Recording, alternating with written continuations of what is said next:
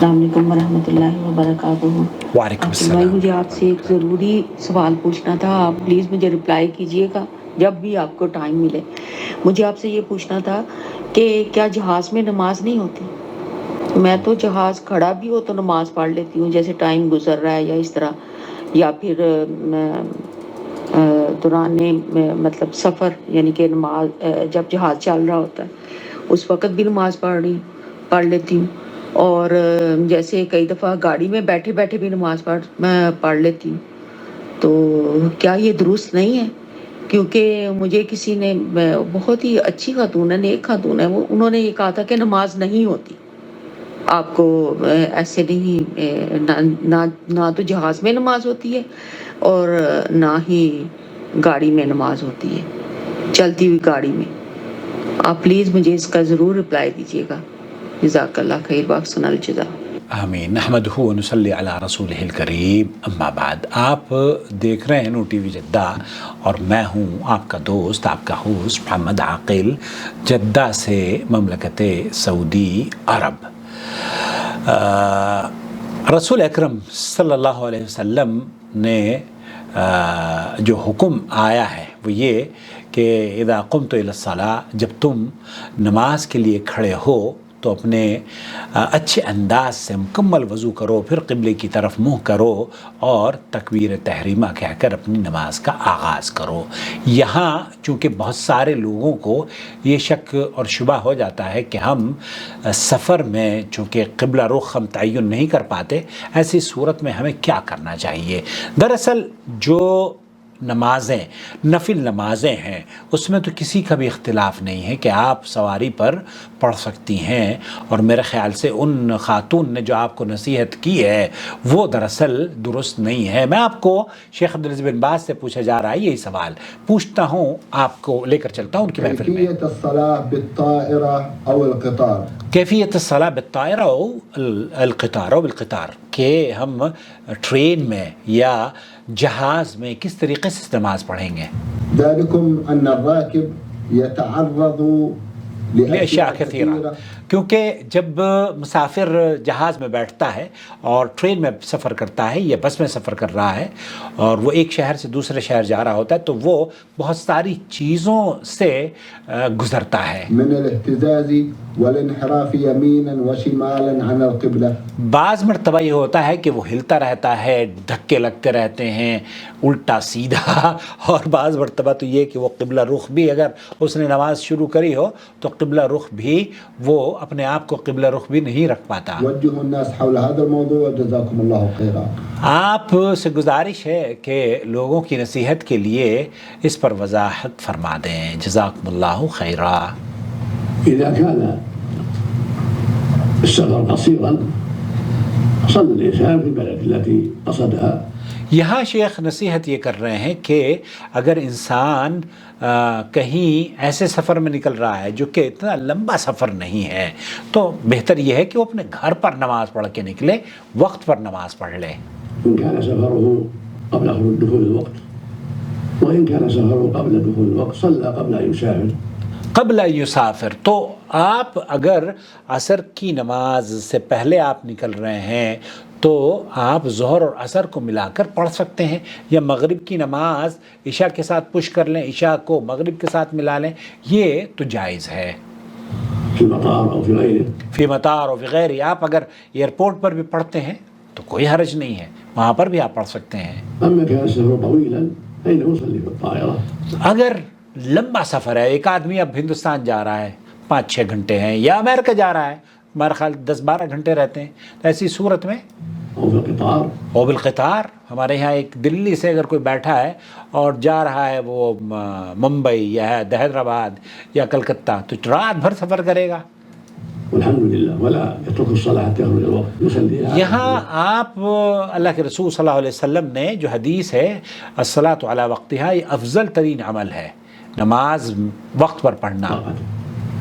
إلى القبلة ويدور مع القطار ويدور مع۔ یہاں آپ شیخ نصیحت یہ کر رہے ہیں کہ جب آپ نماز پڑھیں آپ اپنی وسعت، اپنی طاقت اور اپنی جو آپ کو اللہ رب العالمین نے فیسلٹیز فراہم کی ہیں. سعودی الائنس میں تو بہت بڑی نعمت یہ ہے کہ وہاں پر قبلے کی تشخیص بھی ہوتی ہے کہ کس ڈائریکشن میں ہم چل رہے ہیں اور قبلہ کدھر ہے، اور ایک باقاعدہ طور پر اسپیس بھی بنایا ہوا ہے نمازوں کے لیے. لیکن جو دوسری ایئر لائنس ہیں میرے خیال سے ان میں نمازوں کا کوئی اسپیس نہیں ہوتا اور وہاں نہ ڈائریکشن بھی ہوتی. تو شیخ فرما رہے ہیں کہ پھر آپ ایسی صورت میں اجتہاد کریں کہ قبلہ کس طرف ہو سکتا ہے، نماز اس طرف شروع کریں اپنی استطاعت کے مطابق، اور پھر کیا کریں، اور پھر آپ اگر وہ قبلے سے انحراف بھی کر لیتا ہے، آپ کا جہاز یا ٹرین چلتی رہتی ہے، کوئی حرج نہیں ہے، اس کی پرواہ نہیں ہے، آپ کو کرنی چاہیے. یصلی قائما استطاع، اگر آپ کھڑے ہو کر نماز پڑھ سکتے ہیں بہت اچھی بات ہے، لیکن اگر آپ کھڑے نہیں پڑھ سکتے تو بیٹھ کر نماز پڑھیں. صلى جالسا يدور مع القبلة مثل صاحب السفينة، مثل صاحب السفینہ و صاحب الباخرہ، جیسے لوگ کشتیوں اور شپس پہ سفر کرتے ہیں نا، ایسی صورت میں وہ کہیں بھی گھومتے رہتے ہیں. صاحب الباخرة صاحب الباخرہ، كل منهم مأمور بطاعته. کلہم، یہ ہمیں جو اللہ تعالیٰ نے طاقت، وسعت اور فیسلٹیز فراہم کی ہیں، استطاعت کے مطابق ہم اللہ سے ڈریں. وفاتقوا الله ما استطعتم. فاتقوا اللہ ما استطعتم، تو اللہ سے ہمیں جتنی اللہ رب العالمین نے سو جہاں تک ہو سکے ہمیں اللہ سے ڈرنا چاہیے. فإذا استطاع أن يقوم بوسطه، إذا استطاع أن يقوم في وسط الطائرة أو في وسط الباخرة أو في وسط القطار أو في أي مكان. پھر اگر آپ کھڑے ہو کر نماز پڑھ سکتے ہیں تو بہت اچھی بات ہے، لیکن اگر کھڑے نہیں ہو کے پڑھ سکتے، سعودی لائنس والے تو کھڑے ہو کر آپ کو اجازت دیتے ہیں، لیکن دوسری لائنس میں آپ کھڑے ہو کر نہیں پڑھ سکتے تو آپ پھر بیٹھ کر نماز پڑھ لیں، کوئی حرج نہیں ہے. لیکن وقت کو ضائع نہ کریں، نماز کو ضائع نہ کریں. نماز کو آپ اگر نماز کا وقت ہو گیا ہے اور لمبا سفر ہے تو اسے آپ وقت پر پڑھیں. بالباخرة أو في وسط القطار أو في أي مكان منه، قام وصلى قائما وركع وسجد وكمل صلاته مستقبل القبلة.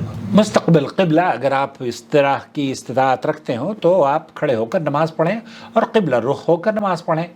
وإذا كانت الطائرة أو القطار أو الباخرة تدور دار معه إلى القبلة بالفريضة.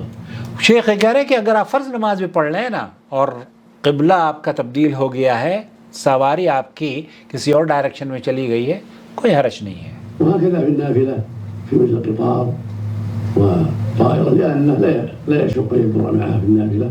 تو یہاں ایون نوافل کا بھی اسی پر کہ آپ نفل نمازیں بھی بغیر کسی مشقت کے، بغیر اپنے آپ کو پریشان میں ڈالے پڑھ سکتے ہیں. وجاء عنه صلى الله عليه وسلم في النافلة أنه كان يصلي على راحلته حيث كان وجهه. آپ علیہ الصلوۃ والسلام اپنی نماز جو نفل نماز ہوتی تھی آپ کی، وہ اپنی سواری پر پڑھا کرتے تھے، اور جدھر پھر سواری آپ کی گھومتی بھی رہتی تھی. وكان إذا أراد الإحرام كبر إلى القبلة. اور پھر آپ علیہ الصلوۃ والسلام جب نماز کا آغاز کیا کرتے تھے تو قبلہ رخ ہو کر آپ نماز کا آغاز کرتے اور پھر اپنی سواری کو چلا دیتے. صلى إلى جهة سيره فصلى إلى جهة سير على الراحلة، تو پھر جس طرف آپ کی سواری کی ڈائریکشن ہوتی تھی اس طرف آپ سواری کو جانے دیتے تھے اور اس پر نماز پڑھتے. تو شیخ فرما رہے ہیں کہ اگر نماز، لیکن ایک چیز اور بہن آپ کو، شیخ صفی الرحمن مبارک پوری نے بھی کہا کہ آپ اگر رات کو کہیں اترتے ہیں اور آپ کو پتہ نہیں ہے کہ قبلہ کدھر ہے تو ایک اجتہاد کر لیں، اور آپ کا یہ اجتہاد قابل قبول ہے. صبح کو پتہ چلا کہ نہیں میں نے تو اس اجتہاد غلط کیا تھا، ڈائریکشن ادھر تھی، اس کو نماز کو دوبارہ لوٹانے کی ضرورت نہیں ہے، جو آپ نے پڑھی ہے وہ پڑھی ہے. یہ یہاں تقلید بھی شامل ہوتی ہے. تقلید اگر آپ کے پاس قرآن سنت کی حدیث نہیں ہے اور آپ کوئی عمل کرتے ہیں انشاءاللہ وہ مقبول ہے، لیکن جب حدیث مل گئی اور اس کے بعد بھی پھر آپ امام کی پیروی کر رہے ہیں کہ نہیں نبی کریم صلی اللہ علیہ وسلم کی حدیث نماز کا تو طریقہ یہ ہے اور میں فلاں مذہب سے میرا تعلق ہے، تو پھر شیخ صفی الرحمن مبارک پور رحمۃ اللہ علیہ فرمایا کرتے تھے کہ نہیں، پھر تو اللہ کے رسول صلی اللہ علیہ وسلم کی حدیث کے مطابق آپ کا عمل ہوگا تب وہ قبول ہوگا. تو آپ کی نماز انشاءاللہ درست ہے. اور گاڑی میں اگر آپ کی اپنی گاڑی ہے تو کیا وجہ ہے کہ ہم اپنی گاڑی کو روک نہیں سکتے؟ ہم اپنی گاڑی کو روک کر نماز پڑھیں. لیکن جو گاڑیاں جو ہماری کنٹرول میں نہیں ہے نا، جو شیخ فرما رہے ہیں کہ یہ کنٹرول میں نہیں ہے، تو اس کو आप जहाज़ में और ट्रेन में या वो सफारियाँ जैसे कि शिप्स हैं उनमें आप जिस तरफ जा रही है सवारी उस तरफ आप मुँह करके नमाज़ पढ़ते रहें, अपनी नमाज़ों को न छोड़ें। वल्लाहु ताला अलम, सल्लल्लाहु अला नबीना मुहम्मद व अला आलिहि व सहबिहि अजमईन। अस्सलामु अलैकुम व रहमतुल्लाहि व बरकातुहू। وما أرسلنا من قبلك إلا رجالا نوحي إليهم فاسألوا أهل الذكر إن كنتم لا تعلمون بالبينات والزبر وأنزلنا إليك الذكر لتبين للناس ما نزل إليهم ولعلهم يتفكرون أفأمن الذين مكروا السيئات أن يخسف الله بهم الأرض أو يأتيهم العذاب من حيث لا يشعرون